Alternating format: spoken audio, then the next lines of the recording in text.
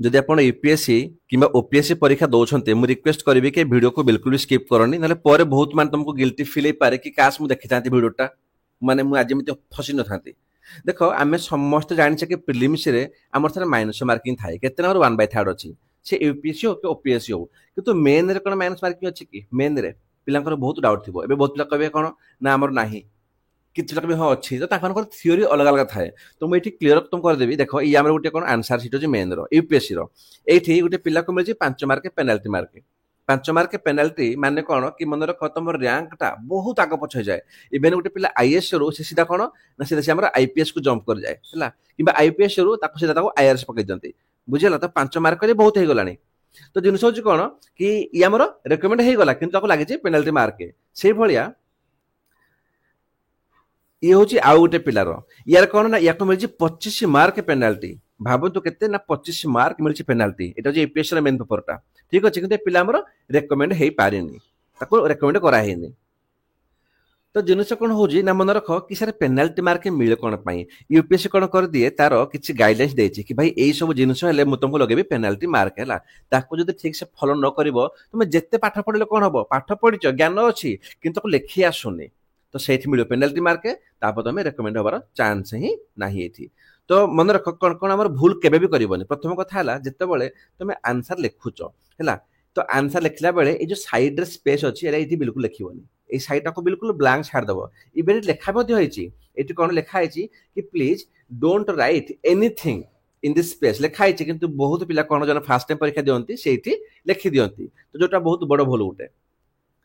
Second रे कौन second जिन होती कौन होना कि पिला क्वेश्चन अच्छी 4D लिखाई क्वेश्चन कौन कि write on the problematic soil form due to poor management of irrigation in India. तो गोटे पिला को आंसर आसलानी से कौन कला से क्वेश्चन काटिदेला काटला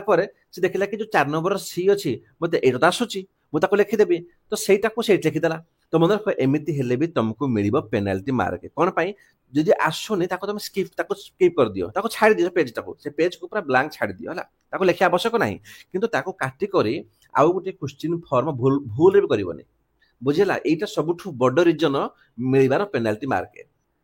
नेक्स्ट कौन नेक्स्ट हूँ देख तुम जो किसी आंसर लिखुच भाई समस्त तार भूल हुए स्पेशली जो मैंने आंसर राइटिंग प्रैक्टिस करना बहुत भूल हुए तो से किसी भूल आंसर लिखि दिखते जब भूल आंसर लिखुच तो प्रॉपर कौन लाइन टाणी टाणिक लिखिद कौन कैंसिल है कौन लिखिद ना कैंसिल लिखिद काम सला। एबे किछि पिला कौन करेंगे ना से लाइन टाक पूरा भल से एमती पूरा काटे है एमती काटे कि पूरा काटिक एमती पूरा करदे तो एमती भूल करनी प्लेन बिल्कुल बिल्कुल गोटे माने सिंपल वे गोटे लाइन टाण लिखिद बुझ कौन कैंसिल है बिल्कुल फॉर्मल वे ओके। तो अदरवाइज कौन ना यहाँ भी गोटे इंडिकेट हो पारे कौन कि पेनाल्टी मार्क मिलबार ये सब गाइडलाइंस मेंशन होती बुझेगा। यहाँ मनर कहूनी मोर। अच्छा आहरी किसी व्यक्ति अच्छा जो महान व्यक्ति जो मान कौन हो कि सपोज लास्ट चांस थी बहुत पिला थे देखी कि लास्ट चांस है पर डरिकी था भाई वर्ष मोर मेन हम ना हेनी तो से कौन से उल्टा सीधा बहुत लिखती जमी पिला लिखी कौन कि मैडम कि sir I beg you to consider answer है कि मतलब सिंपथी दिंतु मो आंसर को भलसे करंतु कनसीडर करंतु ये लास्ट चांस बोली एमती लिखिया मान हूँ यहाँ बहुत हाई चांस कि तुम मिल पेनाल्टी मार्क। इवेन तुम पेपर चेक हो न पारे मन रख पेपर चेक हो न पारे तो यही सब जिनस काइंडली दूरे कर रही सर आउ कौन या पर कौन अच्छी ना जमी आम अच्छे किसी अननेसेसरी लिखा जमी पेपर उपर किसी पिला कौन से ओम चिन्ह बन दिखती ओम कि जय श्री राम लिखि दिखती है बहुत भल कथा भाई किंतु यही सब जिन लिखनी तुम राम फैन बहुत भल कथा किंतु राम को जो पूजा कर पूजा कर ये आवश्यक ना ये शुणबनी यूपीएससी है। तो जिन कौन होना कि एमती ना लिखा कि किसी पिला कौन कि स्वास्थ्य किसी सिंबल बनईदेवा यहाँ जिन गोटे यही सब जिन कि अच्छा आउ गोटे कथा कह जिते लिखते आप्लिकेसन तुम द्वारा क्वेश्चन गोटे लिख आप्लिकेसन बोली तो लिखला बेले आप्लिकेसन तुम कौन लिखल लिखिदेल मोर फर्म लिखिदेल टू लिखिदेल तले कौन निज नाटा को मेंशन करनी लिखि दियो कि सर मैं कौन XYZ मेंशन कर दियो कि आउ किसी कौन से ना मेंशन करनी ये कौन हुए ना यूपीएससी को लगे कि पिला कौन अधिका चटक अच्छे ओवर चटक अच्छी से निजक एक्सपोज करुच्ची मो पेपर बोली मन रख यूपीएससी पेपर रे कोठी भी ना न थाए तो भूल रे भी एमती आंसर फॉर्म कला बेले कोठी चेष्टा भी करबनी कि मोर नाटा को मेंशन करी बुझेला। तापर कौन किसी जमिति कि माने ओवर राइटिंग करवा जमिति हमर कौन से देला कि हमर कौन माने ताको लिखाई जमर कि वार्ड लिमिट हला ब्रीच करवा पूरा क्लियर कट मेंशन अछि कि वार्ड लिमिट कि हमर ब्रीच करला माने से हमर कौन हबो ना सी हमरो लागियो penalty mark word limit breach माने कोन ता माने होची कि माने तुमको देइछि लिखिया पई माने 1.5 पेज तो लिखुछ 3 पेज 4 पेज 5 पेज हला एटा तो बहुत बड़ पेनाल्टी तो जिनस कोन होची कि ए सबठु बंचिबा केते बळे सेते बळे बंचिबा जदी आमे डेली आंसर राइटिंग करूचे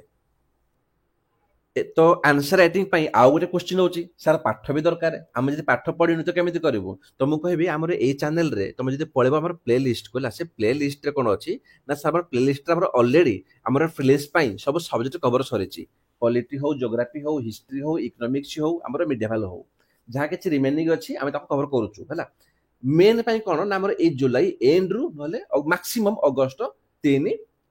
माने अगस्त रो कोन ए 3 4 भितर हमर मेन भाई आरंभ हो जिवो सर एठी हमें गोटे सब्जेक्ट पढ़िबानी हम एठी एसए पढ़िबा तापर जीएस 1 तापर जीएस 2 तापर जीएस 3 तापर जीएस 4 एठी हमें सब किछि कवर करबा